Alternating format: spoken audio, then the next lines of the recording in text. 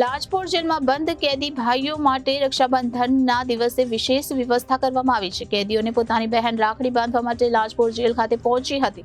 Jail સંચાલકો દ્વારા રક્ષાબંધનના દિવસે બહેન ભાઈને રાખડી બાંધી શકે તેવી વ્યવસ્થા ઊભી કરવામાં આવી છે. છેલ્લા 4 વર્ષથી આ રીતે તહેવાર ઉજવવામાં આવે છે. જેલમાં દર વર્ષની માફક આ વર્ષે પણ ખૂબ જ ભાવભૂત દ્રશ્ય જોવા મળ્યા હતા, જેમાં ભાઈને રાખડી બાંધતી વખતે બહેન અને ભાઈની આંખોમાંથી અશ્રુ સરી પડ્યા હતા. સમગ્ર માહોલ થોડીવાર માટે ગમગીન થયો હતો. આજરોજ સુરતની લાજપોર જેલમાં રક્ષાબંધન પર્વની ઉજવણી કરવામાં આવી. બહેનો ભાઈને રાખડી બાંધવા જેલ ખાતે પહોંચી હતી ત્યારે એક તરફ બહેન ભાઈને રાખડી બાંધતી હતી તો બીજી તરફ ભાઈની આંખો છલકાઈ ઉઠી હતી. તો ભાઈની આંખોમાં આંસુ જોઈને બહેન પણ પોતાના આંસુ રોકી શકી ન હતી અને પોતાના વહાલસોયા ભાઈને જેલમાં કેદીની જિંદગી જીવતા જોઈ બહેન ખૂબ દુઃખી હતી. ભાઈને પણ જાણે પોતાના કરેલા કૃત્યથી પશ્ચાતાપ થયો હોય તે રીતે પોતાના પરિવારના સભ્યોને જોઈ રડી પડ્યો હતો.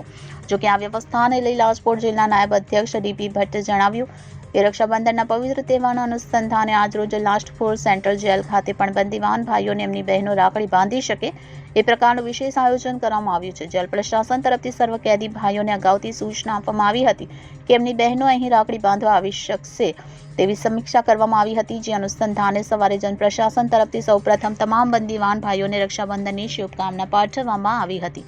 વધુમાં જણાવતા કહ્યું કે ત્યારબાદ દરેક બંદીવાન ભાઈઓની બહેનો જે રાખડી બાંધવા માટે અહીંયા આવી તેમને જનપ્રશાસન દ્વારા અલાયદી વ્યવસ્થા કરવામાં આવી છે. તો દરેક બહેન પોતાના ભાઈને રૂબરૂમાં રાખડી બાંધી આશીર્વાદ આપી શકે એ રીતની વ્યવસ્થા કરવામાં આવી છે. આશરે 3000 કેદીઓ પોતાની બહેન પાસે રાખડી બંધાવી આશીર્વાદ મેળવી શકે તેવું સુચારું આયોજન કરવામાં આવ્યું છે. Reporter Hitesh Prajapati, Janadesh news, Surat.